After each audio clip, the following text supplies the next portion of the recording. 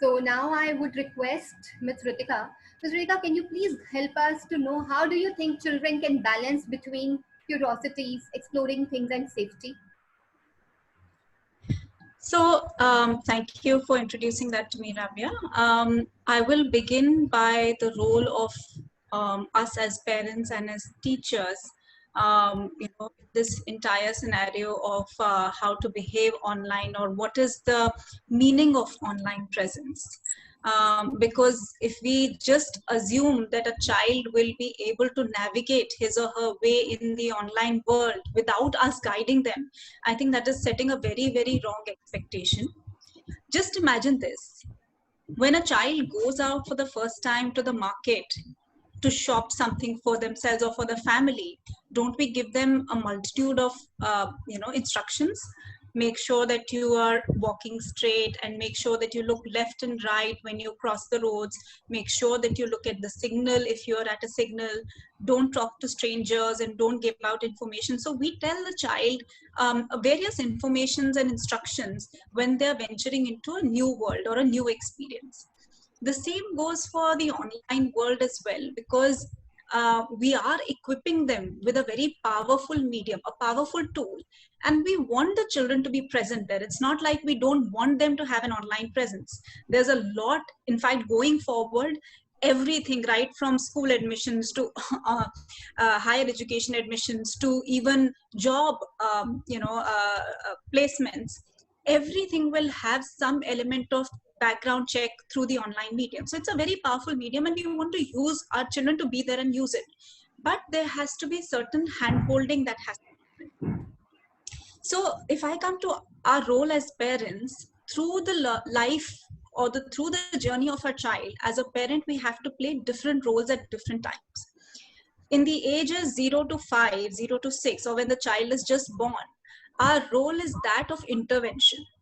By intervention, I mean that unless we give food to the child, or we bathe them, or we clean them, or we do things for them, nothing will work. So we are an intervener in their life in the early years. When a child reaches age 7, that's when they start distinguishing themselves as distinct from the rest of the world. So this concept of I, me, starts developing. So this awareness of aham takes an akar, and that makes it ahankara. I'm not using this word ahankara in a negative light. What I mean to say is this knowledge of self and this realization of my ego, me, myself, is very powerful. And we want to support our children at that time by ensuring that we can give them the right vocabulary to speak their emotions, share their emotions.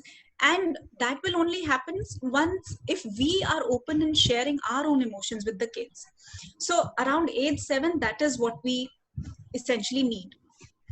When a child comes to adolescence around age 13 and 14, then our role changes. At that point, we are at the role of supporting their creativity, supporting their curiosity, letting them know that it is okay to be curious, because physiologically they're going through so many changes, emotionally, chemically, there's so much going on. So we as parents need to take a step back and be empathetic and let them explore their creativity and not cull it. Maybe some of our children, or as parents, we may be worried that children are expressing their creativity or their expression in a way which doesn't sit well with us, and that will happen to us as parents. But that is where we have to keep control over our own thoughts and beliefs and let them explore, because once they see that we have that trust in them, it will be a two-way thing, right? So they will see us trusting them, and on the other side, they will then be able to trust us and share things with us. So this is the age, the adolescent age, where we want the child to open up to us. And this will not happen overnight. If we wake up tomorrow and our child is already 13 and 14 and we start building that relationship now, we've already missed the boat, right? So it starts right from the beginning, right from day one, when we are trying to get them to be okay with their emotions, whether it is anger, whether it is anything that we classify as positive emotion.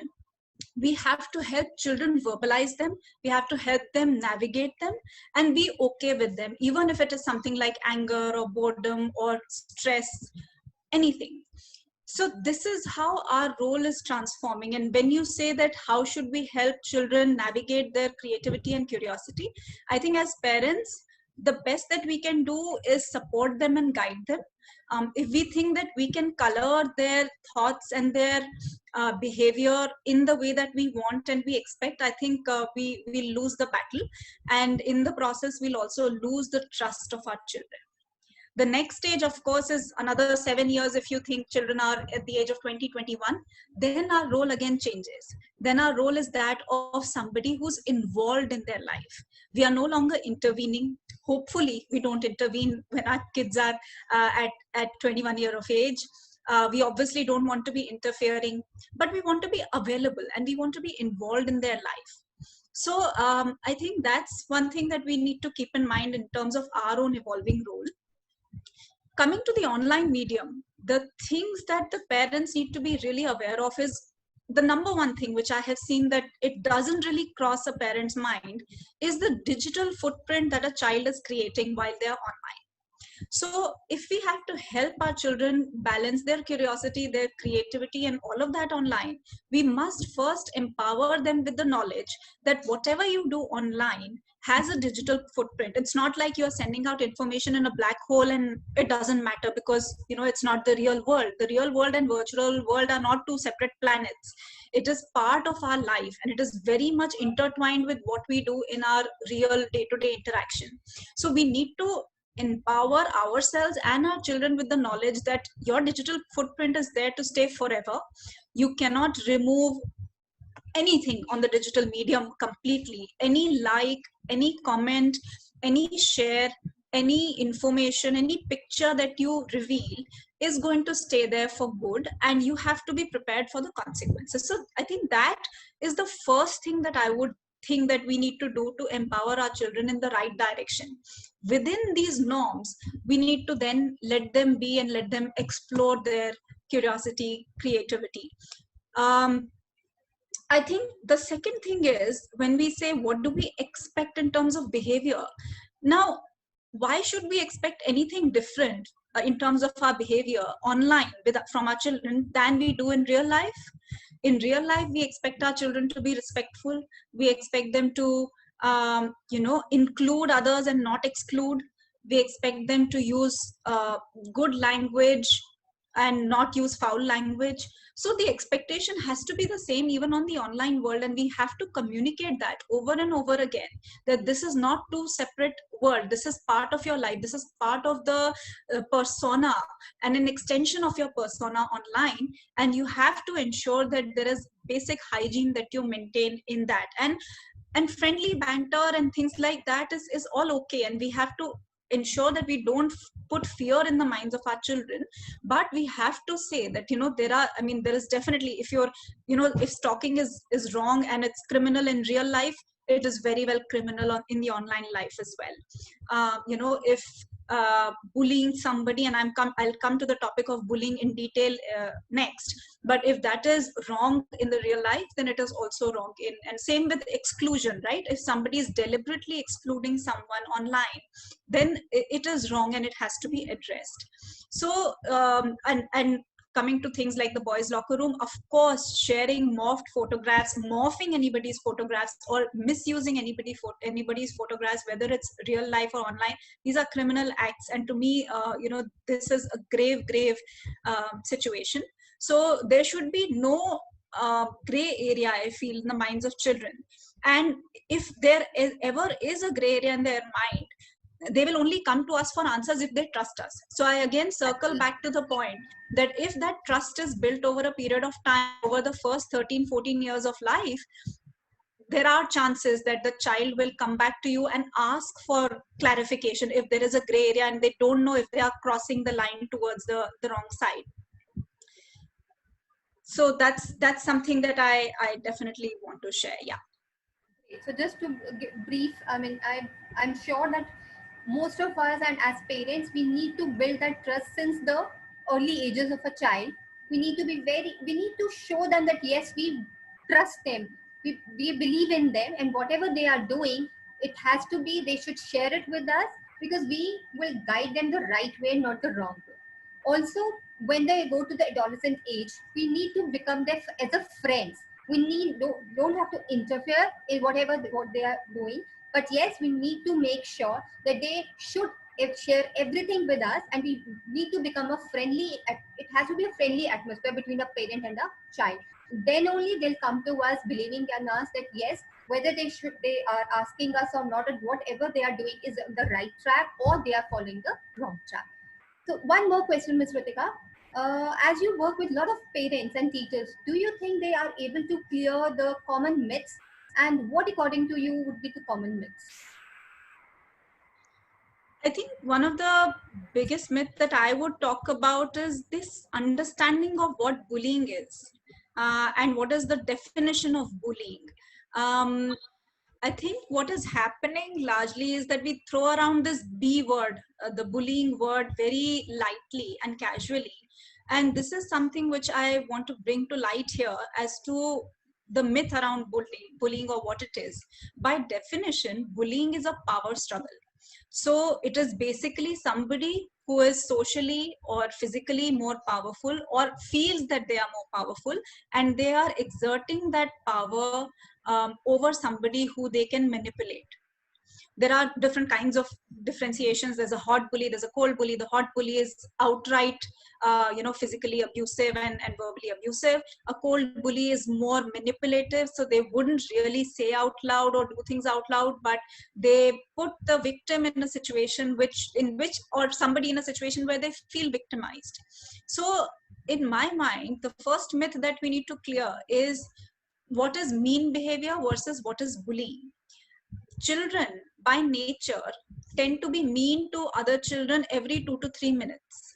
So let that sink in. Okay, it is the way a child's brain evolves, right? If I'm a child and I want a toy that is in somebody else's hand, I may feel it is justified that I'll pull it out of their hand and yank it out, but that's okay because my empathy is not developed as such, right? So I'm not really considering the repercussions of what I'm doing and how it is impacting the other person.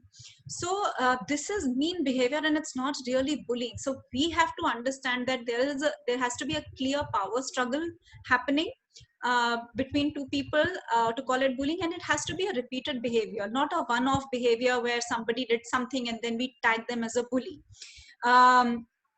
Bullying, the act of bullying itself or the act of doing something to intentionally harm somebody, and that repeated behavior is what constitutes as bullying. Now I come to the second part of labeling children. Sometimes when we are throwing away this word, we're using this word called bullying so casually, we don't realize that we end up putting these labels on our children. It could be my child, it could be my neighbor's child, but it doesn't matter because labels can be self-fulfilling prophecies. What may happen is that if we repeatedly say this, oh, you are bullying that friend of yours, or oh, you're such a bully, when we use this word and throw it around so casually, how it registers in a child's brain and how they actually want to then associate with that particular identity is where what we need to stop and we need to cull. And this is where as parents, I want to really emphasize that using your words carefully and not throwing around these labels casually is a very, very important thing. So the second thing is labels are self-fulfilling prophecies and they should definitely be very careful. The third myth that I feel is very much existent in parents is that if my child is a generally well-behaved child and is not a bully in real life, then they can't be a bully in the online world either.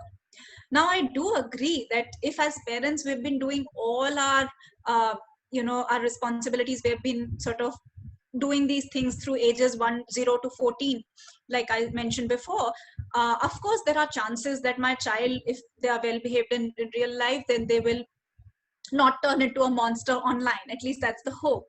But there is nothing stopping them from having or wanting to explore a different persona. Again, that can come from suppressed emotions. If they've not been able to share their emotions with everybody or with their parents or somebody who they trust, then this may come out in a different way.